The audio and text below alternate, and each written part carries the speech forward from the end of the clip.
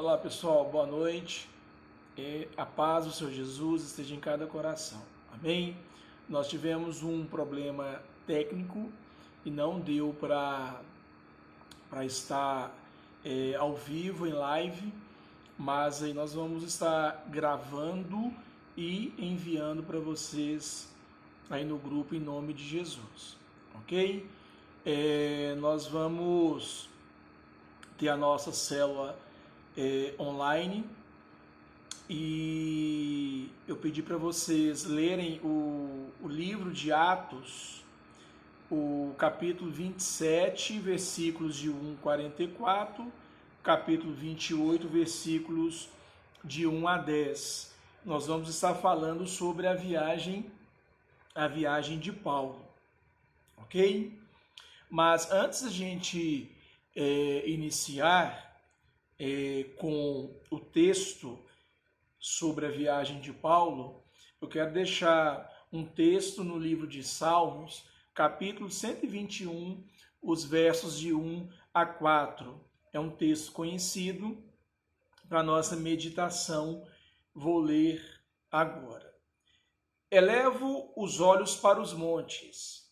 De onde me virá o socorro? O meu socorro vem do Senhor, o que fez o céu e a terra. Não deixará vacilar o teu pé. Aquele que te guarda não tosquenejará. Eis que não tosquenejará, nem dormirá o guarda de Israel. Amém? Para meditação,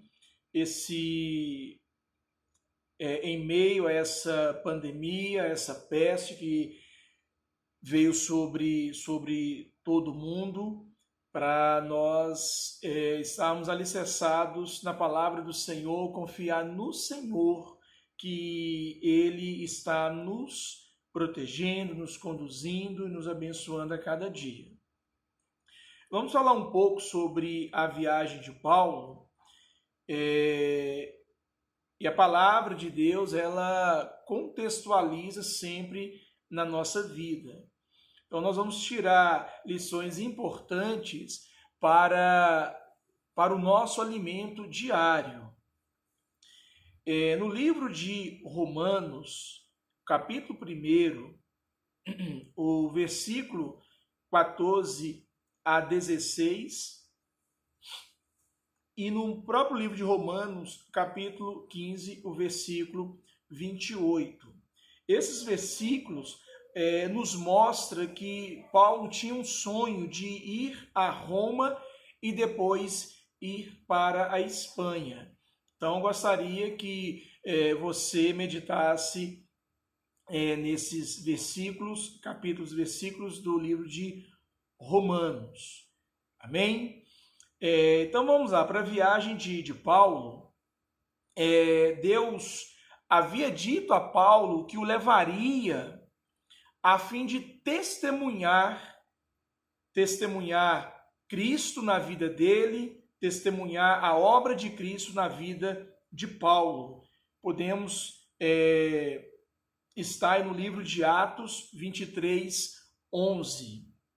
E é interessante entendermos que a fim de testemunhar, isso nos mostra o quê? O propósito de Deus na vida de Paulo.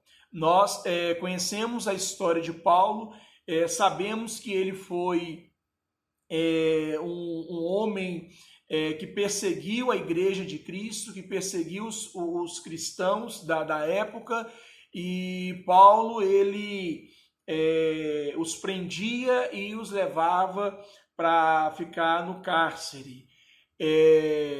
Então, esse testemunhar na vida de Paulo foi o propósito pelo qual Deus estabeleceu na vida dele. E assim nas nossas vidas também. Então, eu quero dizer a vocês que se você tem uma promessa, Deus tem um propósito na sua vida, creia nisso. Mas eu quero orientá-los, porque se você não estiver no centro da vontade de Deus, essas promessas, esses propósitos, eles não estarão na sua vida, não serão efetuados na sua vida. Fato é que no Evangelho de Mateus, ali no capítulo 24, 23, 24, melhor dizendo, o texto diz que o fim virá quando o evangelho será pregado a todos, a todos. Então, quando o evangelho for pregado a todos, virá o fim. Ou seja, a palavra de Deus não está dizendo que vai esperar você se prontificar a esse propósito para o fim vir. Não. O fim virá assim que a palavra de Deus for pregada a todos, a todo mundo. Ou seja, nós temos um prazo de validade nessa terra. E se Deus está nos concedendo vida, está nos dando fôlego de vida a cada dia, é para que possamos nos atentar a esse propósito de Deus na nossa vida. Então nós vamos ver que esse propósito na vida de Paulo, ele foi executado porque Paulo ele estava no centro da vontade de Deus. No capítulo 9 de Atos, lá nos mostra a conversão de Paulo. Então, Paulo, de perseguidor dos cristãos, ele passa a ser perseguido também, ou seja, cumprindo o propósito pelo qual Deus o estabeleceu sobre a terra. E apesar do sonho de Paulo, e o cumprimento da palavra de Deus, a viagem que Paulo fez foi uma viagem com muito percalços, foi uma viagem muito tempestuosa. E contextualizando para a nossa vida, Jesus falou que certa vez que no mundo nós teríamos aflições, mas ele nos manda ter bom ânimo, porque ele venceu. E se nós estivermos enxertados na videira, que é Cristo, que é a videira verdadeira, nós também vamos passar pelas aflições como vencedores em nome de Jesus. Quando passarmos por tempestades, nós temos que lembrar que Deus estará nos guiando. Deus, ele enxerga que nós não podemos ver, mesmo que o navio, o barco, a embarcação esteja fora do nosso controle, mas nunca estará fora do controle de Deus. É interessante entender que no Evangelho de Marcos, o capítulo 4, o versículo 35, o texto nos diz que certa vez Jesus estava na embarcação com os discípulos, porém Jesus estava dormindo, e o texto diz que ele estava dormindo na polpa da embarcação e sobre uma almofada, um travesseiro. E em dados momentos, se levantou um forte vendaval, um forte vento, e as ondas, as águas, eles começaram a entrar dentro dessa embarcação, onde que os seus discípulos ficaram com medo, atormentados. Então eles acordaram Jesus despertando do sono, e Jesus, ele pronunciou, ele deu uma ordem para que o vento aquietasse, parasse, e veio logo em seguida a bonança. Ou seja, isso quer dizer, isso nos mostra que Jesus, o Senhor, ele está no controle da nossa embarcação, no controle do navio, assim como esteve no controle do navio onde que Paulo estava navegando para Roma. E assim o Senhor, ele está no controle das nossas vidas, em nome de Jesus. Podemos chegar como náufragos em uma ilha, tendo apenas como despojo ou como uma recompensa, como algo valioso, a nossa vida. Mas Deus ainda estará nos guiando para realizarmos os seus soberanos propósitos. Está aí no texto de Atos 27, 26. Então, de forma resumida sobre a viagem de Paulo, essa viagem ela nos traz lições importantes para as nossas vidas. E eu quero compartilhar com vocês para que possamos nos alimentar da palavra de Deus.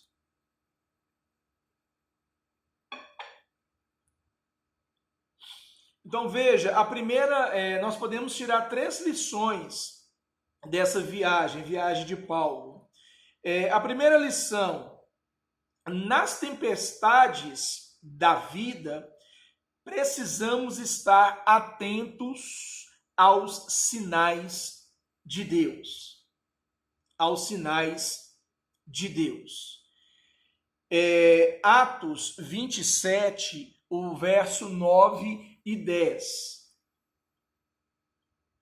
Então veja bem, no início da viagem para Roma, parecia muito tranquilo, mas em algum momento começaram os ventos contrários.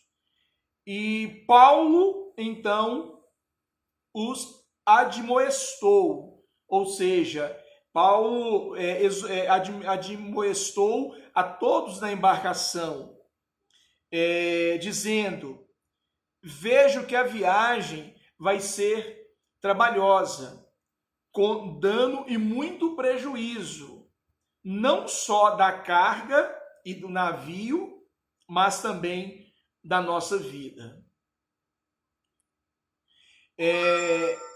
Veja que eles não quiseram ouvir o conselho de Paulo. E logo veio um tufão, veio a tempestade, tirando o navio, ou seja, a direção, o controle da situação das suas mãos. Então nós precisamos entender, nós precisamos aprender e precisamos obedecer os sinais que Deus nos dá. Então, contextualizando, trazendo para a nossa vida,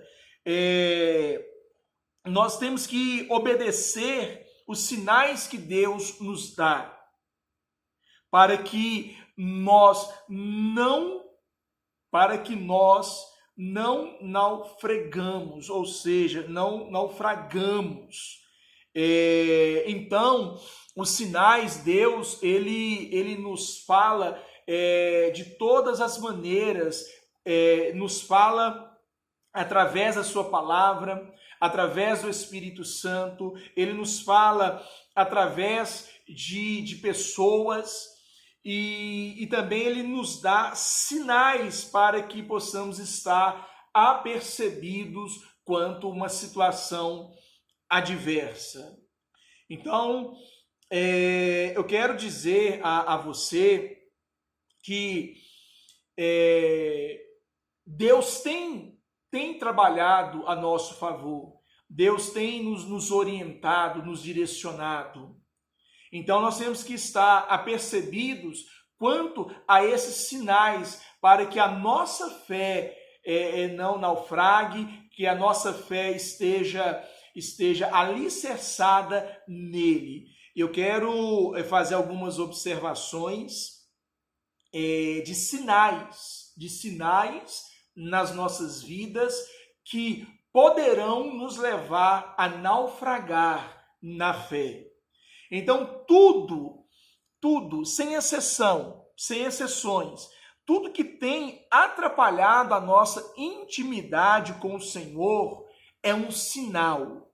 é um sinal que é um sinal que vai nos atingir, porque a palavra de Deus na primeira carta de João fala que se nós amamos o mundo, nós não poderemos amar a Deus, porque aquele que ama ao mundo, às coisas do mundo, ao sistema mundano, não ama a Deus.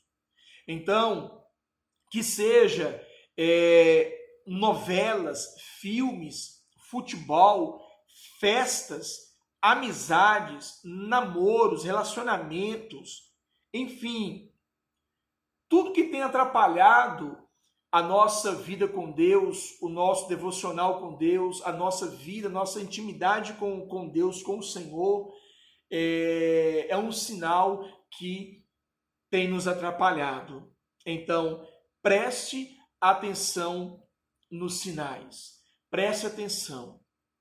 E o texto ainda vai dizer, no versículo 11 do capítulo 27 de Atos, o texto diz assim: mas o centurião que estava, o texto que vocês leram, fala desse centurião, ele dava mais crédito ao piloto da embarcação e ao mestre da embarcação do navio do que ao que Paulo dizia. Então, na nossa viagem, essa viagem que nós estamos inseridos, porque embarcação tipifica um reduto de salvação, nós podemos, Deus traz à memória agora a arca de Noé, a embarcação. Naquele tempo, a embarcação simbolizava salvação para aquele povo corrupto. Então, a embarcação fala de salvação. Então, eles deram mais crédito, ouviram mais o mestre do que Paulo dizia.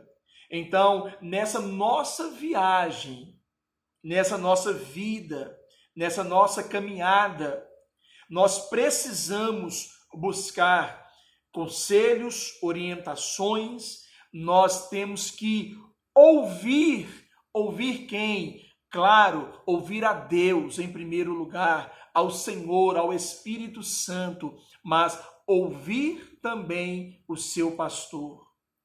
E me recordo agora de uma das nossas pregações em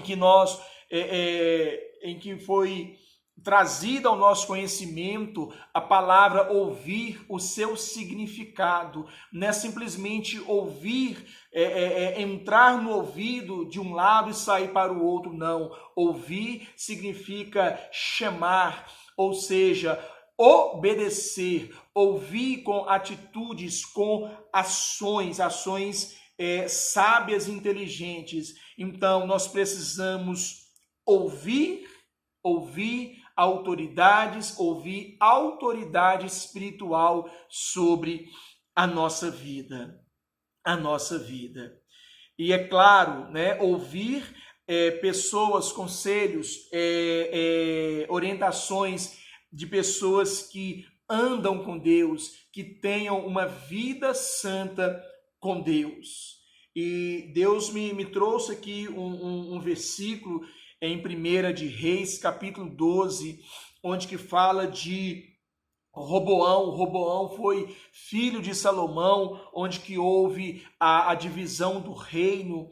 O que Roboão fez? Roboão pediu conselhos aos seus jovens amigos, e nós sabemos que esses conselhos trouxe grandes consequências trágicas na vida, tanto na vida quanto no reinado de Roboão. Ele havia desprezado conselhos dos mais experientes, ou seja, ouça conselhos, aconselhamentos, orientações do seu pastor, da sua autoridade espiritual, porque o seu pastor, ele vela pelas suas almas, pelas suas vidas. Amém? Então, não vá com a maioria. Cuidado com as más conversações em nome de Jesus. Em nome de Jesus. A segunda importante lição da viagem de Paulo para as nossas vidas, veja bem, nas tempestades da vida, precisamos estar firmados nas promessas de Deus. De Deus. A primeira, nós temos que estar atentos aos sinais de Deus, aos sinais de Deus. A segunda importante lição para a nossa vida, nós temos que estar firmados nas promessas de Deus. Então veja que no auge da tempestade, quando todos estavam desesperados, Paulo estava seguro. Ele não estava tomado pelo medo, mas ele estava tomado, cheio de fé. Lá nos versículos 23 e 24 do capítulo 27 de Atos. O texto diz assim: porque esta mesma noite, o anjo de Deus, de quem eu sou e a quem sirvo, esteve comigo, dizendo: Paulo, não temas, importa que sejas apresentado a César, e eis que Deus te deu todos quantos navegam contigo. Ou seja, Deus, através do anjo, aparece a Paulo dizendo: Paulo, não temas, importa que sejas apresentado a César, e todos quantos estão na navegação não perderá a sua vida. Ou seja, o que eu falei minutos atrás, você que tem uma promessa na sua vida, desde que você esteja no centro da vontade de Deus, creia que será cumprido todas as promessas na sua vida. O propósito pelo qual você está vivo, está de pé, será literalmente na sua vida, ou seja, você estará realizando esses propósitos que Deus tem na sua vida. Amém? Então, precisamos entender que estamos sim em uma luta, né? Essa peste que tem assolado a humanidade, nós estamos em meio a essa luta, nós estamos em meio a essa situação, essa pandemia. Então eu quero dizer ao seu coração que creia em Deus, creia que esta praga não chegará à tua tenda, essa praga não chegará à sua vida, em nome de Jesus, em nome de Jesus. E é claro, a lição que que foi nos dada sobre obedecer às autoridades. Creia, né? Obedeça às autoridades, mas creia que Deus dará ordem aos seus anjos a nosso respeito. Então, está lá em Salmos para meditação, Salmos 91, 11 e 12, e Hebreus também 1, 14, que os anjos ministradores daqueles que hão de herdar a salvação, ou seja, estará nos protegendo de todo de todo o mal. E lembramos que Deus é o Deus Emanuel, o Deus conosco, o Deus que nunca nos abandonará, não nos abandonará, ok? É interessante também, dentro aí da leitura do capítulo 27 de Atos,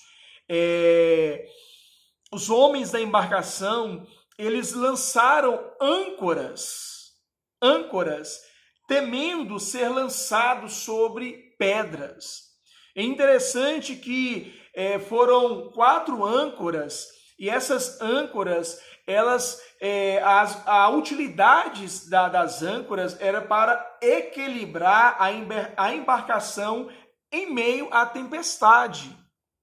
E essas âncoras, 4 âncoras, elas ilustram na nossa vida 4 situações em que nós devemos lançar essas âncoras. Então, veja bem, a primeira âncora é a âncora da fé.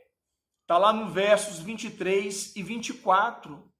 Então, na tempestade, nós temos que crer que Deus, ele está no controle.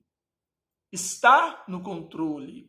Mencionamos aqui Marcos 4:35, onde que Jesus, os seus discípulos, eles despertam o mestre e Jesus desperta ali do sono e ele manda aquietar, acalmar o vento e veio a bonança. Ou seja, crer, acreditar que Deus está no controle. Deus, ele é soberano, soberano nas nossas vidas, sobre as nossas vidas. E creia, por mais o caos que o mundo esteja, Deus está no controle de todas as coisas. Ele ainda não completou a obra na sua vida. Então, se você tem a promessa de Deus, Deus ainda não completou essa obra. Entenda que ele completará a boa obra que ele iniciou na sua vida. Então, mal algum chegará à tua tenda, em nome de Jesus. O anjo disse a Paulo: é preciso que você compareça. Isso trouxe a Paulo a certeza de que qualquer que fosse a adversidade, a vida dele e dos demais estariam seguros, eles seriam poupados. Então creia, igreja, lance a âncora da fé, creia que Deus, ele está no controle da sua vida, em todas as áreas da sua vida. Não temas, em nome de Jesus. A segunda âncora é a âncora da adoração. Está lá no verso 23, nós podemos também tirar, contextualizar o verso 23. Nós devemos adorá-lo não somente quando tudo vai bem, porque é muito fácil quando tudo vai bem, quando não há nenhuma adversidade na nossa vida, é difícil, né? Mas quando tudo vai bem, é muito fácil adorar ao Senhor, dar paz ao Senhor, estarmos na igreja, cultuando a Deus, é muito fácil. Mas adorar ao Senhor, principalmente na adversidade. Então, adore ao Senhor. Temos recebido tantas mensagens, tantas vídeos pelo WhatsApp, pelas mídias sociais, para estarmos orando, adorando, lendo a palavra, se consagrando, e verdadeiramente a adoração, ela é muito importante em meio ao caos. A terceira A terceira âncora é a âncora da oração, Veja bem, nós temos três pilares da nossa vida cristã, que é a oração, a palavra de Deus e a consagração. Irmãos, se não estivermos em oração, em meio a esse caos, essa pandemia, nós não conseguiremos vencer essa etapa na nossa vida. A oração do justo tem muito em seus efeitos, vale muito em seus efeitos. A oração do justo, ela quebra barreiras, ela quebra limites, ela opera o sobrenatural. É interessante, no livro de Atos, ali no capítulo 12, versículo 11, meditando nessa tarde, o texto diz que Herodes, ele manda prender os discípulos, manda prender Tiago, mata Tiago a fio da espada, e eles prendem a Pedro. Eles prenderam Pedro. Eu vejo duas situações sobrenaturais na vida de quem ora, na vida de um cristão verdadeiro, porque Pedro ele seria morto, mas Herodes preferiu colocá-lo ali na prisão, e nesse momento os cristãos eles começam a orar, eles começaram a orar pela vida de Pedro. E o texto diz que Pedro ele estava algemado de um lado e do outro, e na entrada da guarda, da prisão, haviam ainda guardas ali em sentinela, em vigilância, para que Pedro não escapasse. E no meio da noite, o anjo do Senhor aparece a Pedro, cutuca Pedro de lado para que Pedro acorde, para que Pedro saia dali da prisão. Ou seja, o milagre da oração em seus muitos efeitos, a oração e o propósito na vida de Pedro. Humanamente falando, era impossível Pedro sair da situação que ele se encontrava. A oração, o efeito da oração fez com que o anjo do Senhor visitasse a Pedro e livrasse Pedro daquela situação. Então, a oração, igreja, oração. É interessante que no verso 29 do capítulo que nós temos acompanhado aí de Atos 27, eles começaram a pedir o romper do dia, ou seja, eles começaram a orar para que o dia rompesse, para que o dia chegasse. E Salmos 30, verso 5, parte B, diz assim: o choro pode durar uma noite, mas a alegria vem pela manhã. Ore, igreja. Ora, cristão. Ora, crente. Orar e orar. A quarta âncora faz parte do pilar do cristão. A quarta âncora fala do alimento espiritual. Está lá nos versos 33 a 36. Paulo, ele orientava a embarcação para alimentar, para que eles pudessem alimentar-se. Então veja bem, a palavra de Deus, ela nos alimenta, porque a palavra de Deus, ela é o pão. O pão tipifica Jesus, que é o pão da vida. Então, a palavra de Deus, ela nos alimenta diariamente. O alimento que nós precisamos diariamente está na palavra de Deus. Então, da mesma forma que Paulo os orientava a alimentar fisicamente, na situação ali de Paulo, nós devemos nos alimentar espiritualmente. Então, a meio a essa pandemia que nós estamos vivendo, nós ouvimos o quê? Somente notícias trágicas. Ficamos com a nossa mente cheia, nosso coração tomado de ansiedade e começamos a perder nossas forças emocionais e espirituais com tantas notícias ruins.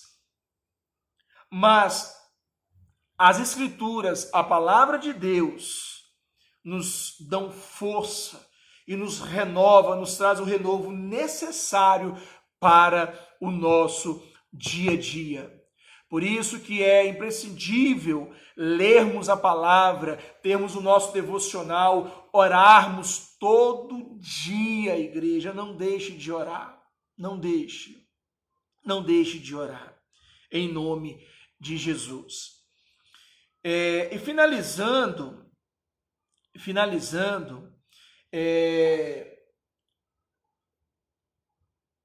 algo muito precioso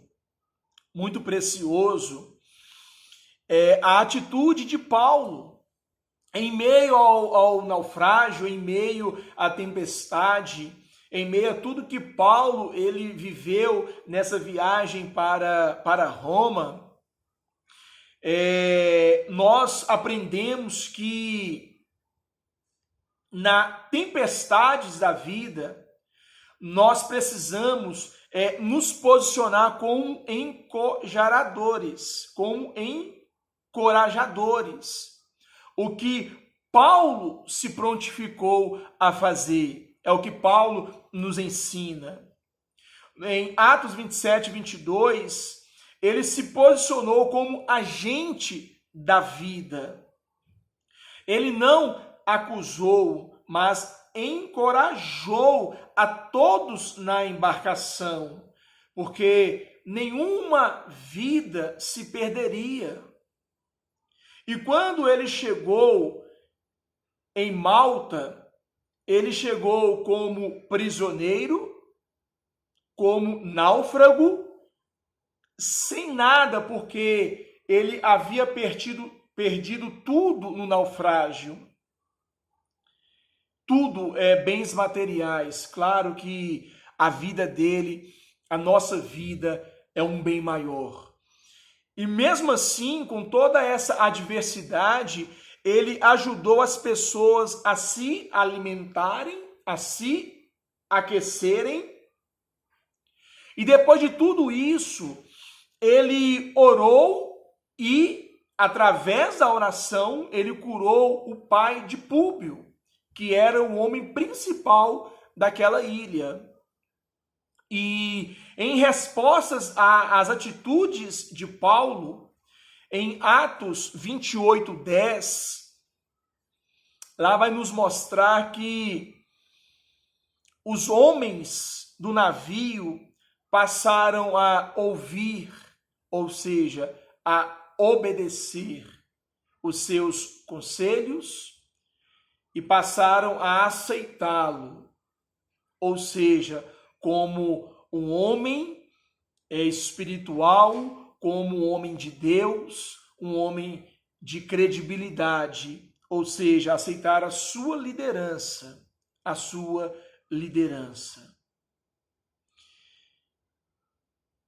Finalizando, em meio a que estamos vivendo, faça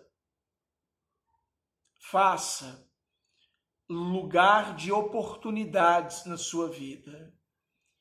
Estamos em casa, em quarentena, em isolamento, sim, mas faça desse momento momentos de oportunidades de estreitar o relacionamento com a sua família, com sua esposa, com seus filhos, com seus pais. Faça esse momento de oportunidades para que o seu lar seja um lar verdadeiramente cristão, um lar onde que as pessoas perceberão uma mudança em todos os sentidos. Faça esse momento que as oportunidades sejam oportunidades para ser um lar abençoados, abençoado por Deus. E que as dificuldades aos nossos olhos, elas sejam oportunidades para que Deus possa operar o milagre sobrenatural em nossas vidas. Lucas 1,37 diz: porque para Deus nada é impossível. Amém? Que Deus te abençoe, em nome de Jesus.